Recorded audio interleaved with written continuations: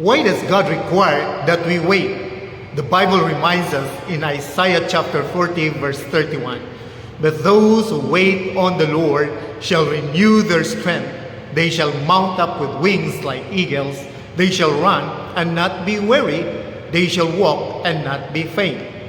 God often worked through seasons of waiting. For example, Abraham waited many years for the promise of a son. Joseph waited through hardship before fulfilling God's plan for his life. Even the disciples waited after Christ's ascension before receiving the Holy Spirit.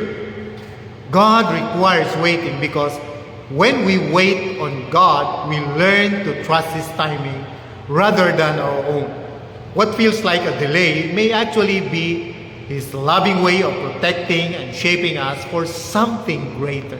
So, if you are in a season of waiting today, do not lose heart. God is at work even when you cannot see it.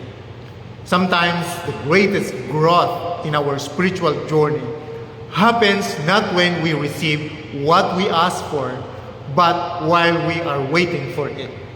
Keep trusting, keep praying, and keep believing because God's best is always worth the wait. Amen.